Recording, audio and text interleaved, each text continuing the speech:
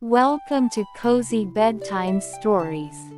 Are you ready to immerse yourself for the magic that's about to unfold?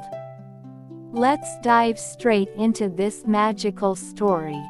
The Lantern of Moonlight, Chapter 1. The Village Under the Stars. Nestled in a valley wrapped by shadowy mountains, the village of Liora slumbered peacefully under a star-dappled sky. The villagers believed their home was blessed by the moon, whose silver light kept the darkness at bay. Among them lived Maeve, a kind-hearted girl with a fascination for stories, particularly the legend of the Lantern of Moonlight. The legend spoke of an ancient lantern hidden deep within the Mistvale forest. It was said to contain the moon's essence, glowing eternally with soft, silvery light. One who found it could summon its magic to bring peace and clarity to even the most troubled of hearts. One fateful evening, as Maeve sat under a tree, the moonlight seemed to whisper her name, carrying an unspoken invitation. Chapter 2. The Whispering Woods. Determined to uncover the truth behind the legend, Maeve ventured into the Mistvale forest.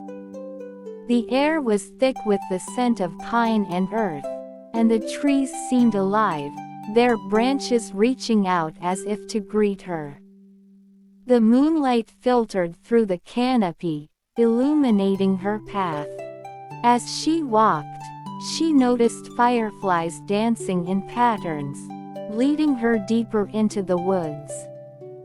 Their light grew brighter, and a soft hum filled the air, like the forest itself was alive with song. Maeve felt her heart steady, as if the forest was calming her fears. Chapter 3. The Keeper of Dreams. The fireflies led Maeve to a clearing where a peculiar figure awaited her. An elderly man, cloaked in robes that shimmered like starlight, leaned on a staff. His eyes held galaxies, and his voice was both gentle and profound. "I am Solace, Keeper of Dreams," he said. "You seek the Lantern of Moonlight, do you not?"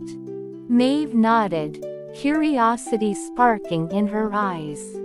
"It is a rare gift to hear the moon's call," Solace continued. "But the lantern is not found. It reveals itself only to those with hearts of unyielding courage and unwavering kindness. Your journey will test you, Maeve." Chapter 4. The Shifting Shadows.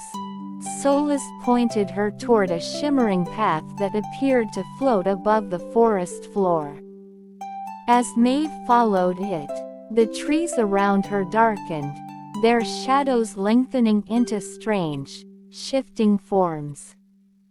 Whispers floated through the air, casting doubt into her mind. "What if the lantern isn't real?" The shadows murmured. "What if you're wasting your time?" But Maeve pressed on, holding on to her faith in the moon's gentle guidance. A soft glow began to emerge ahead, dispelling the shadows as she moved forward. Chapter 5. The Pool of Reflection. Maeve found herself at the edge of a crystal-clear pool, its surface glowing with moonlight. As she gazed into the water, her reflection shifted, revealing moments from her past, her fears, her mistakes, and her triumphs. The pool spoke to her in the moon's voice. "To claim the Lantern of Moonlight, you must first understand yourself. Only those who embrace their light and shadow can wield its power." Maeve knelt by the water, reflecting on her life. She whispered a silent promise to embrace both her strengths and weaknesses. The pool shimmered, and a new path revealed itself. Chapter 6. The Bridge of Stars. The new path led Maeve to a bridge woven from threads of light, spanning a vast chasm.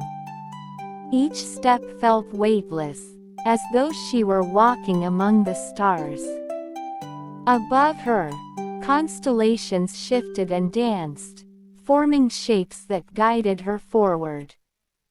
Midway across, the bridge began to waver. A sudden gust threatened to pull her into the abyss below. Maeve steadied herself, her gaze fixed on the glowing end of the bridge. Her determination anchored her, and she reached the other side unscathed. Chapter 7. The Moon's Test. Beyond the bridge lay a towering gate of silver vines, glowing faintly under the moonlight. As Maeve approached, the gate spoke, "Only the pure of heart may pass. Answer truthfully, child of the moon." The gate asked her questions about her intentions, her fears, and her dreams. Maeve answered with honesty, her voice steady and clear. The vines unraveled, and the gate opened, revealing a luminous glade. Chapter 8. The Lantern's Glow. At the center of the glade rested the Lantern of Moonlight, its glow so soft and warm that it seemed to hum with life. Maeve approached cautiously, her heart swelling with awe. As she touched the lantern, its light enveloped her, and she felt an overwhelming sense of peace and clarity.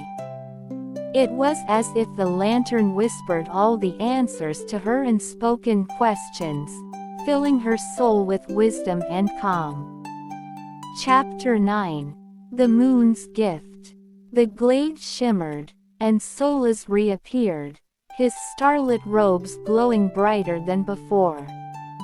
"You have passed the moon's trials," he said. "The lantern's magic now resides within you. Use it wisely."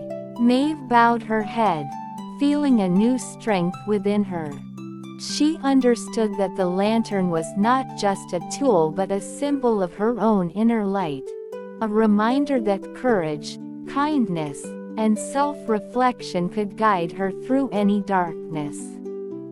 Chapter 10. Light for All. Maeve returned to the village, the lantern's glow lighting her path. She used its magic sparingly, helping those in need and bringing peace to troubled hearts. The villagers spoke of her with reverence, calling her the moon's keeper.